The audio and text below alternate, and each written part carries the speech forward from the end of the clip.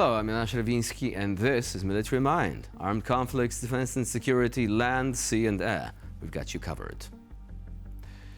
Overnight, Russian forces launched more than 120 attack drones against Ukrainian territory. Preliminary reports from local authorities indicate that the main targets of the assault were railway infrastructure and private homes, with civilian casualties reported.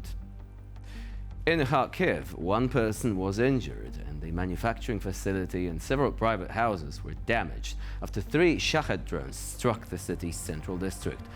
A security guard with the state railway company was killed when a Russian drone hit one of the company's sites during his night shift. In Dnipro, Russian forces attacked civilian infrastructure with drones, killing one person.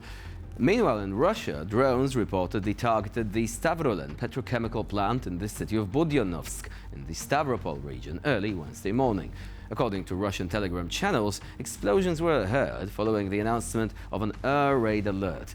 Now, later on, the regional governor stated that air defense systems repelled the drone attack, adding that debris from downed drones caused the fire in the city's industrial zone. Now, this is the kind of statement that Russia often makes. They often say, okay, so we destroyed all the drones and it was just the debris from those that were shot down that caused some minor damage. The problem is, of course, the opacity of the Russian media system and the fact that it is dependent on the government. In some cases, later on it was proved that there was a direct hit against the given facility and that it was not simply debris. So, of course, when you see this kind of message, you have to remember that it might actually be a distortion of the facts on the side of the Russians. Now, as previously reported, there has already been a situation where unknown drones attacked the Stavrolen plant in the Stavropol region on the evening of the 28th of October. Several local media outlets back then reported that the Stavrolen plant, one of Russia's largest producers of polyethylene and benzene, was actually hit. Now, moving on to the front line.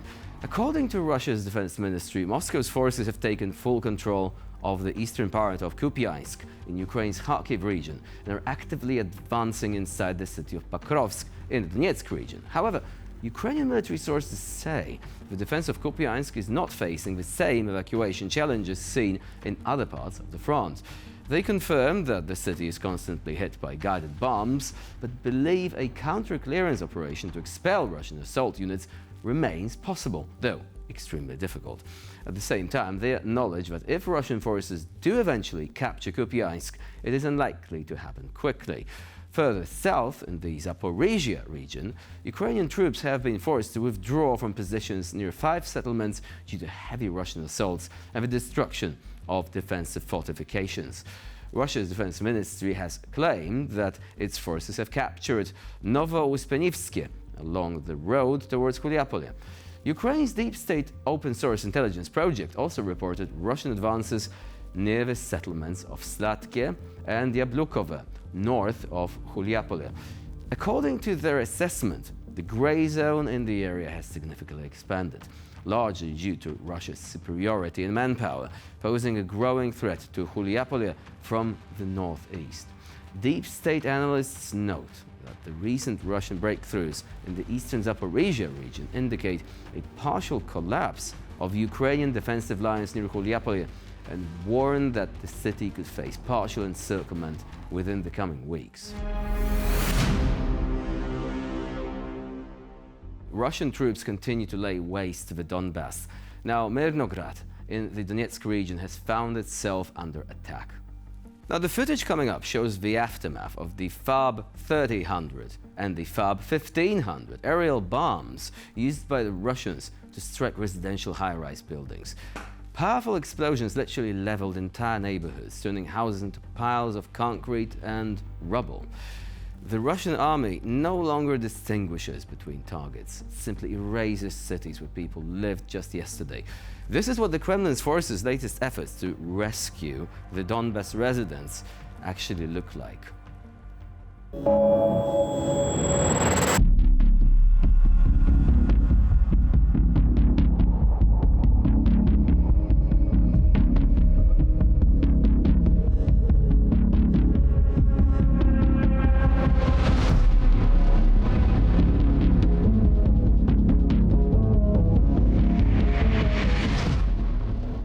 So again, if there were people there, evidently a war crime.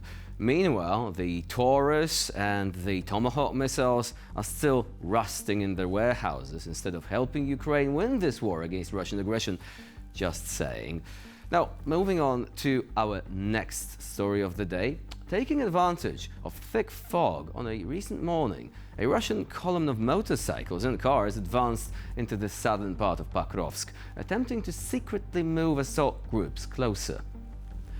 But even the fog could not hide the Russians from the watchful eye of Ukrainian UAV operators. The video up next shows the consequences of Ukrainian drones destroying the motorcycles of assault troops who are trying to shift positions after being hit.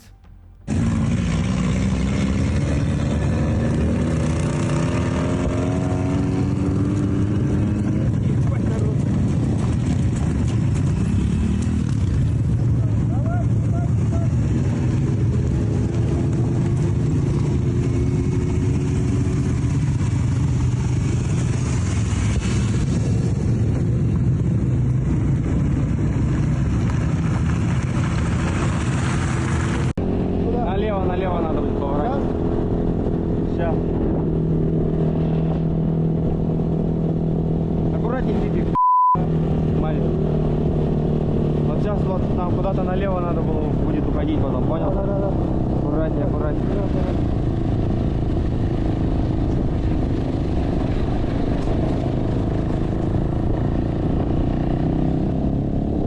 Он, походу, куда-то к тем зданиям. Да, я понял. Левее, да, братья? Да.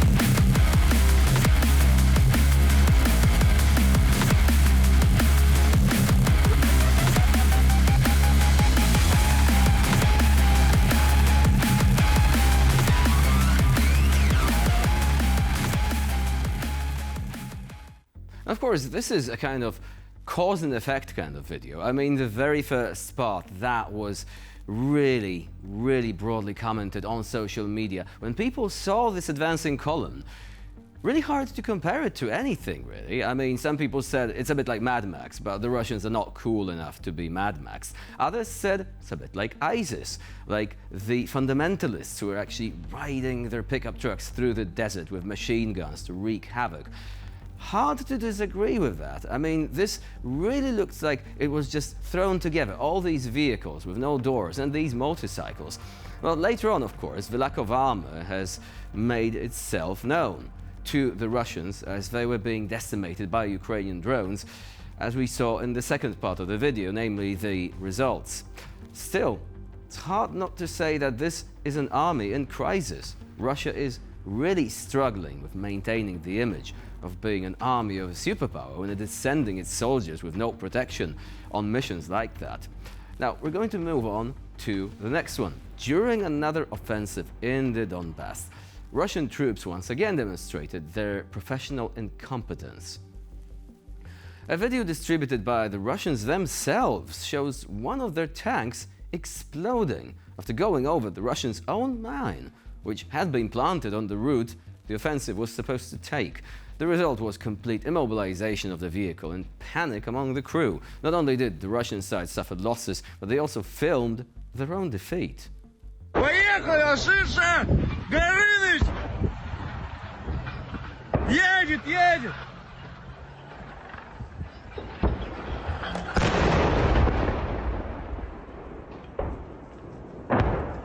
Охуеть! With this, we're ending this episode of Military Mind. Please stay with us here on TVP World for more latest news and updates.